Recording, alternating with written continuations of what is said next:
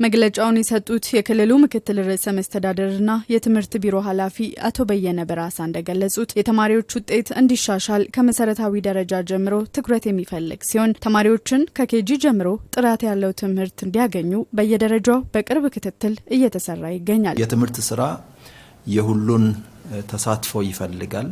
የትውልድን የመቅረጽ ለነገ የማብቃት ጉዳይ ስለሆነ በተዛዋሪም ሀገርን የማልማትና ሀገርን የማሳደግ ወደምንፈልግበት ከፍታ የመድረስ ጉዳይ ስለሆነ የትምህርት ስራችንን በሁሉም ተሳትፎ በላቀ ተነሳሽነት መፈጸም ይኖርብናል ብለን እናምናለን። ተማሪዎች በሀገራዊና በክልላዊ ፈተናዎች የተሻለ ውጤት እንዲያስመዘግቡ የትምህርት ሴክተር ከሚመለከታቸው አካላት ጋር በተቀናጀ መልኩ አበክሮ እየሰራ መሆኑንም ነው አቶ በየነ የተናገሩት።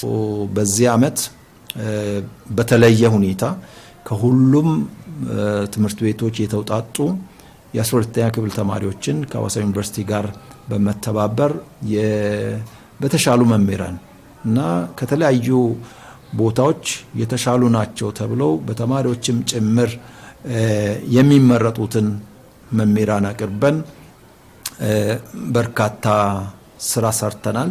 ይሄ ማጠናከሪያ ትምህርት ተማሪዎችንም በጣም አነሳስቷል። በአሁኑ ሰዓት በተመረጡ ትምህርቶች ላይ ለመምህራን ስልጠና ተሰጥቶ በብቃት እንዲያስተምሩ እየተደረገ ሲሆን መንግስትም ለተማሪዎች መማሪያ መጻሕፍትና ዲጂታል የመማሪያ መሳሪያዎችን በማዘጋጀት የትምህርት ጥራትን የማሻሻል ስራዎች ላይ በትኩረት እየተሰራ ስለመሆኑም አንስተዋል። የትምህርት ስራን ከሚያሳልጡና የተማሪዎችን እውቀት ከሚያዳብሩ ነገሮች አንዱና ትልቁ የመጻሕፍት አቅርቦት ነው።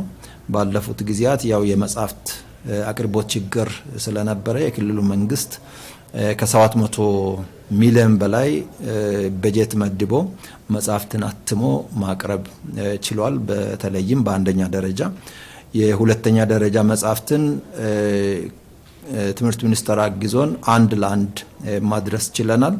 በዚህ ዓመትም ወደ 2.1 ሚሊዮን የሚሆኑ መጻሕፍት በክልሉ መንግስትና በትምህርት ሚኒስቴር እንዲሁም በአጋር አካላት ታትመው በአሁኑ ጊዜ እየተሰራጩ ነው የሚገኙትና እነዚህ እንግዲህ ተሟልተው ወደ ትምህርት ቤት ሲደርሱ ተማሪዎቻችን በአንደኛ ደረጃም አንድ ለአንድ የሆነ የመጻሕፍት አቅርቦት የሚያገኙበትን እድል ያገኛሉ ብለን እናምናለን።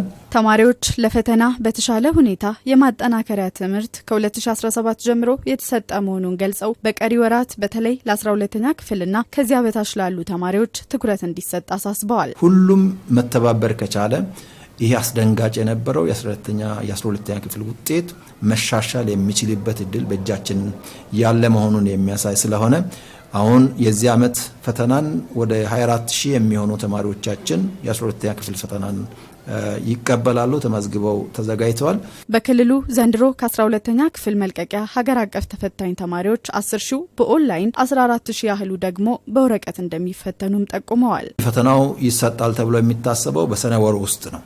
ስለዚህ ሁሉም ተማሪዎቻችን ለዚህ የሚያበቃቸውን ዝግጅት ማድረግ መምህራንም ተማሪዎቻቸውን የማብቃቱን ስራ እስከ መጨረሻው ሰዓት ድረስ መትጋት ይኖርባቸዋል።